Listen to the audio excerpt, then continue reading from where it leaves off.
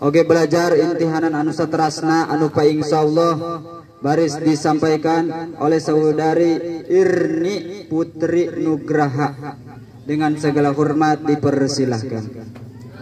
Ya Nabi salam alaika, ya Rasul salam alaika.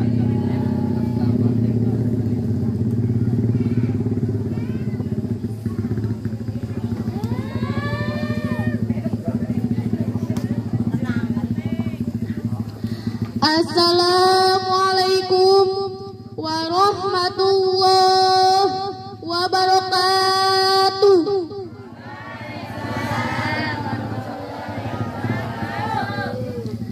Alhamdulillahil qail subhanalladzi asra bi abdihi lailan minal masjidil haram ilal masjidil aqsal ladzi barakna haula. Al-ayah wa salatu wa salamu ala rasulillahi sayyidina Muhammad ibni Abdillah la nabiyya ba'dah wa sayyidi musafa'ina yaumal qiyamah wa ala alihi wa sahbihi wa man tabi'ahu datil ummah amma ba'du. Faqad qala Allahu ta'ala fil Qur'anil Karim a'udzu billahi minasyaitonir rajim bismillahirrahmanirrahim wasta'inu bisabri wassalah wa innaha lakabiratun illa 'alal khasiin wa qala an-nabiyyu sallallahu alaihi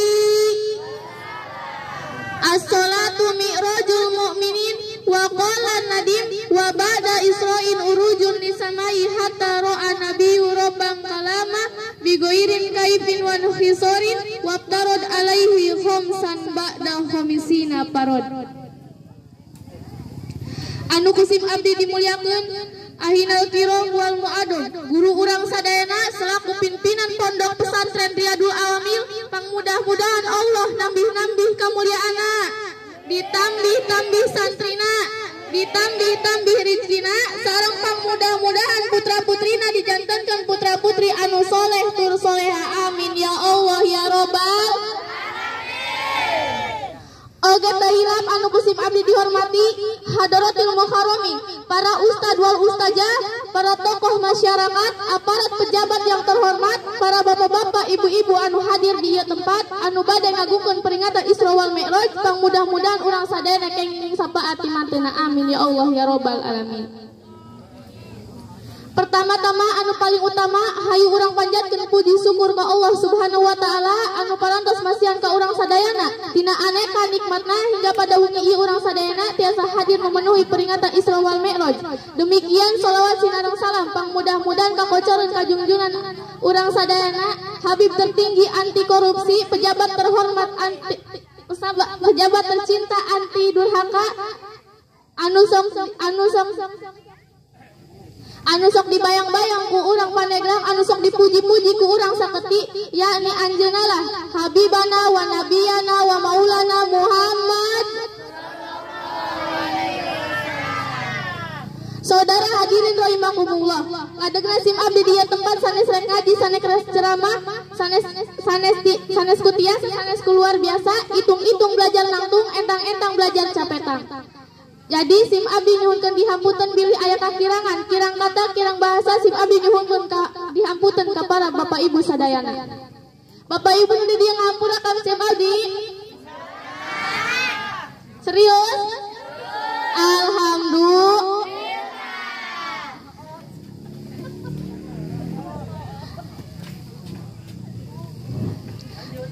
Oge tehilap anu kusim abdi dihormati tur dicintai mang santri sareng teh santri pang mudah-mudahan teh santri sareng mang santri kenging ilmu nu manfaat dilongsongkeun tina belajarna ditambih-tambih kamuliaanna sareng pang mudah-mudahan teh santri sareng mang santri kenging jodoh anu soleh tur soleha amin ya Allah ya robbal.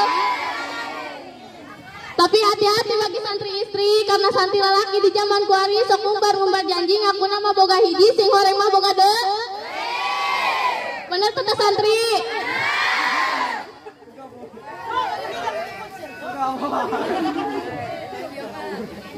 Saudara hadirin rahimakumullah, sidang peringatan Isra Mi'raj yang berbahagia, ada tangan-tangan biasa, ada tangan luar biasa.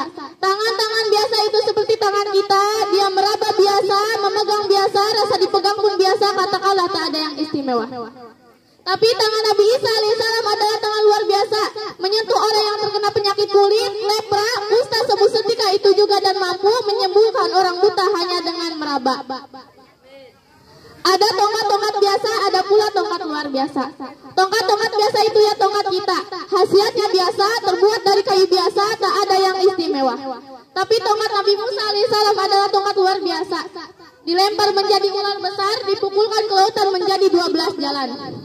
Ada perjalanan biasa, ada perjalanan luar biasa. Perjalanan dari sini ke Bandung umpama 6 jam itu biasa. Perjalanan dari sini ke Jakarta 2 jam itu biasa. Keluyuran di malam hari, wakuncar di malam-malam minggu itu juga jalan-jalan biasa. Tapi Isra Mi'raj, perjalanan yang luar biasa, peristiwa yang ajaib, kejadian yang menggemparkan dunia, dan tidak akan ada lagi peristiwa yang luar biasa semacam ini. Bayangkan dan bayangkan saudara-saudara, biasanya dari Masjidil Haram Mekah Al-Mukarramah sampai ke Masjidil Aqsa Palestina, perjalanan yang memakan 40 hari 40 malam dengan onta 2 bulan jalan kaki. Belum lagi Mi'raj naik dari Masjidil Aqsa Palestina menuju satu tempat yang paling tinggi, itu hanya dilakukan oleh Rasulullah SAW. Dalam waktu hanya 1 malam, ba'da sholat isya Rasul dijalankan, sebelum sholat subuh Rasul dikembalikan. Itulah perjalanan yang luar biasa yang memang sulit untuk diterima oleh logika. Peristiwa yang tidak biasa diukur dengan akal manusia, tetapi harus terima hati nurani yang tertancap imannya. Iman yang dapat percaya, itulah sebabnya masih banyak para sarjana yang belum percaya dengan peristiwa Isra Mi'raj ini, karena tidak dapat diterima oleh daya nalar manusia. Saudara-saudara, sebenarnya peristiwa serupa pernah terjadi. Kalau tidak salah, di zaman Nabi Sulaiman dahulu, ketika itu Nabi Sulaiman dengan tentaranya bersiap menjemput ratu dari negeri Sabah yang bernama Balqis. Saat itulah Nabi Sulaiman berkata kepada para tentaranya, "Wahai para tentaraku yang terdiri dari jin dan manusia, siapakah di antara kalian semua yang sanggup memindahkan singgasana Ratu Balqis ke tempatku sekarang buruan?" Saat itu juga ada yang mengangkat salah satu dari bangsa jin, namanya Abdul Jan, bapaknya jin saya berkata, "Wahai Tuan Sulaiman, saya sanggup memindahkan singgasana Ratu Balqis ke tempat Tuan sekarang juga sebelum Tuan berdiri dari tempat duduk Tuan." Yang dalam bahasa Al-Qur'annya tepatnya surat An-Naml ayat 39. Qala ifritu minal jinni an atika bihi qabla an taqumma min maqami. Artinya, berkatalah iblis yang cerdik dari golongan jin, "Aku akan datang kepadamu dengan membawa singgasana itu kepadamu sebelum kamu berdiri dari tempat dudukmu." Kata Nabi Sulaiman itu kelamaan, keburu dia datang. Coba yang lainnya yang lebih hebat, tiba-tiba ada dari golongan manusia yang mengangkat tinggi-tinggi tangannya. "Saya Tuan, wahai Tuan Sulaiman, saya sanggup memindahkan singgasana Ratu Balqis ke tempat Tuan sekarang juga sebelum Tuan mengedipkan mata Tuan." Nah, ini dia baru oke. Ayo buruan, kata Nabi Sulaiman yang dalam bahasa Al-Qur'annya, "Qalalladzi indahu ilmu minal kitabi an atika bi qabla ayyartadda ilaika tarfuk." Artinya, berkatalah iblis yang cerdik, berkatalah seseorang yang berilmu tinggi dari Alkitab, "Aku akan datang kepadamu dengan membawa singgasana itu kepadamu sebelum matamu berkedip." Quran surat An-Naml ayat 40. Dalam waktu sekejap, singgasana yang begitu megah, mewah dan indah dapat dipindahkan oleh manusia yang berilmu tinggi yang bernama Asif bin Barhaya. Di dalam salah satu tafsir disebutkan, Asif bin Barhaya ketika memindahkan singgasana yang begitu megah, mewah dan indah yang terdiri dari intan mutiara, konon katanya dari bawah tanah. Makanya di era teknologi modern sekarang ini banyak lahir gedung-gedung di bawah tanah, jembatan di bawah tanah. Saya yakin betul hasil riset Al-Quran. Kembali ke pokok persoalan bahwa Isra Mi'raj yang dilakukan Nabi Muhammad SAW semacam represi. Katakanlah penghibur hati Nabi yang saat itu Nabi baru saja ditinggalkan 2 orang yang paling dicintainya. Pertama, istri yang paling dicintainya yang bernama Siti Khadijah. Yang kedua, pamannya Abi Thalib yang tercinta. Dalam sejarah Islam tahun itu disebutkan dengan Abul Hajan. Tahun duka cita, Nabi diperlihatkan keajaiban-keajaiban yang tidak pernah terjadi di bumi. Sebelum Nabi menghadap Sakholik, terlebih dahulu Nabi disuruh check up, mengadakan pemeriksaan hati, dada Nabi dioperasi, hati Nabi dicuci dengan air jam-jam, dibuanglah penyakit yang namanya syirik, bidik, hasud, dengki, diganti dan diisi oleh ilmu dan hikmah ilahi. Di balik ini ada hikmah yang tersembunyi buat kita semua. Siapapun kita, ketika menghadap Allah, hati ini perlu bersih. Bersihnya level takwa yang paling tinggi disebut dengan Isra Mi'raj. Maka kita pun bila ingin jumpa Allah diperlukan dengan tanzihul qalbi. Maka kalau Nabi jumpa Allah diperlukan hati yang suci, yaitu sholat. Itulah yang dimaksud dengan as-sholatu mi'rajul mu'minin. Sholat itu mi'rajnya orang-orang mukmin. Saudara-saudara, Isra adalah perjalanan dari masjid ke masjid masih di sekitar bumi, disebut dengan hubungan horizontal. Sedangkan Mi'raj naik dari Masjidil Aqsa Palestina, naik lagi ke langit nomor 7, naik lagi ke Sidratul Muntaha, naik lagi ke bersama puncaknya ke Rawabil Aqdar, satu tempat yang paling tinggi sekali. Di sana terjadi dialog antara Nabi dengan Allah. Zat yang maha suci, dan kata yang meluncur dari mulut Nabi adalah ilahi anta maksudi waridoka matlubi. Artinya, wahai Tuhanku, kepada Engkau aku punya tujuan dan kepada Engkau pula aku memohon keriduan.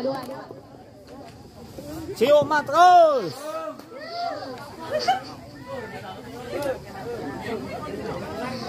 Dari perjalanan Isra Mi'raj, produk yang didapatkannya adalah sholat, yang sekarang menjadi 5 waktu, di mana sebelumnya adalah 50 waktu. Ini pun berkahnya nasihat Nabi Musa alaihissalam kepada Nabi Muhammad SAW. Andaikan Nabi Muhammad tidak bertemu dengan Nabi Musa setelah ia kembali dari Mi'raj, maka bulan-bulan sholat yang 50 waktu akan diterima mutlak.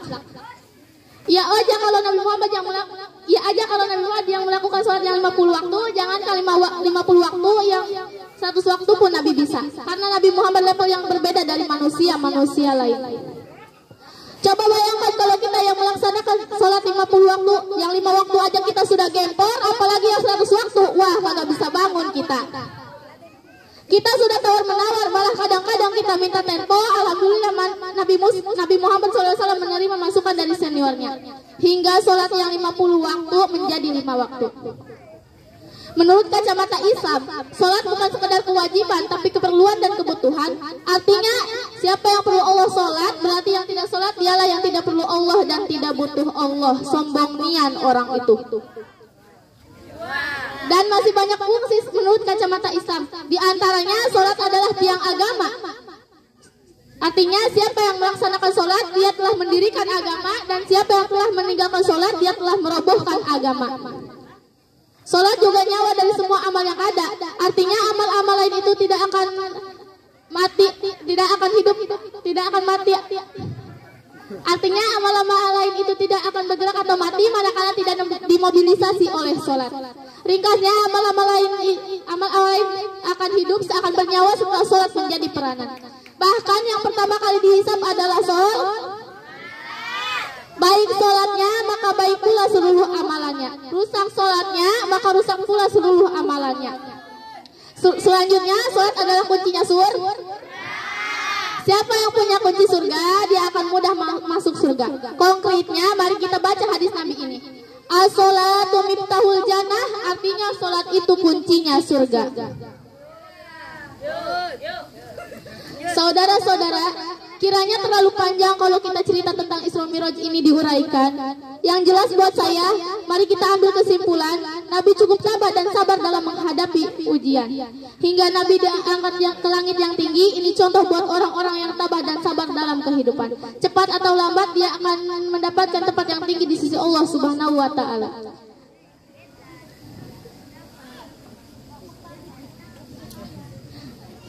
Di dalam bahasa Al-Qur'annya disebut makanan alia.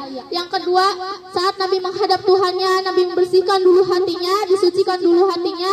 Ini contoh buat kita setiap menghadap Allah. Luruskan dulu caranya, ikhlaskan dulu niatnya, jelasnya, bersihkan dulu badannya, ikhlaskan dulu niatnya, barulah komunikasi kita akan didengar Allah, dialog kita setidak-tidaknya akan diperhatikan Allah. Yang ketiga, kalaupun Nabi Isra Mi'raj mengendarai buruk, pesawat super canggih, pemimpin manapun tidak akan ada yang mampu untuk memproduknya. Ini juga hikmah buat kita untuk mengadakan riset di langit, penelitian tentang alam dan cakrawala, tentang bulan dan bintang serta matahari. Di dalam surat Ar-Rahman Allah memberikan tawaran. Ya ma'syarul jinni wal insi in istata'tum an tafudu min aqtaris samawati wal ardi fangfudu la tangfuduna illa bisultan. Artinya, hai golongan jin dan manusia, jika kamu sanggup menembus melintasi penjuru langit dan bumi, maka lintasilah. Kamu tidak akan menembusnya melainkan dengan kekuatan. Quran surat Ar-Rahman ayat 33. Dalam tafsir Fahru Roji disebutkan, sultan sama dengan kekuatan. Kekuatan adalah ilmu pengetahuan. Selanjutnya, hikmah yang kita dapat dari perjalanan Isra Mi'raj ini adalah sejauh mana kita menerima amanat Allah ini sekaligus mampu merawatnya. Sebab siapa yang mampu merawat sholatnya, sesungguhnya sholat kan menjadi pembelanya. Dan kesimpulan paling akhir, Isra Mi'raj bukan persoalan akal-akalan, tapi persoalan iman, bukan persoalan IQ, tapi persoalan hati. Jangankan cuma satu malam perjalanan Isra Mi'raj, kalau Allah punya mau saja, semenit bahkan sedetik Allah bisa. Ringkasnya, kalau muaranya dari Allah, kita tinggal menerima dan percaya. Semoga dari perjalanan Isra Mi'raj ini dapat merubah pada diri kita dengan beramal nyata untuk bekal di yaumil jazaa. Amin ya Allah ya Rabbal. Saya akan antar ayat ceramah ini dengan sebuah firman Allah yang berbunyi, Inna sholata kanat 'alal mu'minina kitaban mauquta. Artinya, sesungguhnya salat itu yang ditentukan waktunya atas orang-orang yang beriman. Ana uridu wa anta turidu wallahu fa'alu lima yurid. Wassalamualaikum warahmatullahi wabarakatuh.